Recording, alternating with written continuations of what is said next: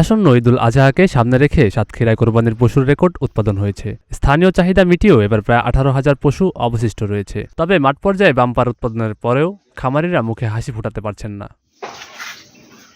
সাতক্ষীরার খামারিরা ব্যস্ত সময় পার করছেন ঈদকে কেন্দ্র করে। প্রাণী সম্পদ অধিদপ্তরের তথ্যমতে এবার সাতক্ষীরা জেলার 12,894টি ছোট বড় ও বাণিজ্যিক খামারে কোরবানির জন্য পর্যাপ্ত পশু প্রস্তুত করা হয়েছে। খামারগুলোতে দেশীয় ও প্রাকৃতিক পদ্ধতিতে মোটাতাজা করা হয়েছে 49,000-এরও বেশি গরু, 44,000 ছাগল এবং প্রায় 6,000 ভেড়া। তবে উৎপাদন বেড়ে গেলেও খামারিরা দিশেহারা। গোখাদ্যের লাগামহীন মূল্যবৃদ্ধি, ওষুধ ও খামার ব্যবস্থাপনার অন্যান্য খরচ দ্বিগুণের মতো বেড়ে গেছে। অনেক প্রান্তিক চাষি চড়া সুদে বা এনজিও থেকে ঋণ নিয়ে পশুপালন করছেন।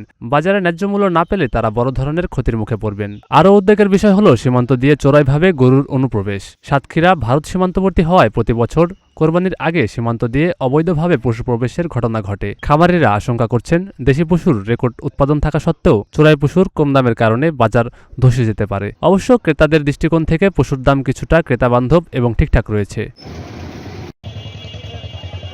সাতক্ষীরা জেলা প্রাণী সম্পদ কর্মকর্তা ডাক্তার FM মান্নান কবির আশ্বস্ত করে বলেন, খামারিদের স্বার্থ রক্ষায় সীমান্তরক্ষী বাহিনী ও স্থানীয় প্রশাসনের সমন্বয়ে কঠোর নজরদারি ও টহল জোরদার করা হয়েছে। খামারিরা যাতে নিরাপদে তাদের উৎপাদিত পশু বাজারে বিক্রি করতে পারেন, সেটি আমাদের মূল লক্ষ্য। শাহিদুর রহমান সামি, নাগরিক প্রতিদিন।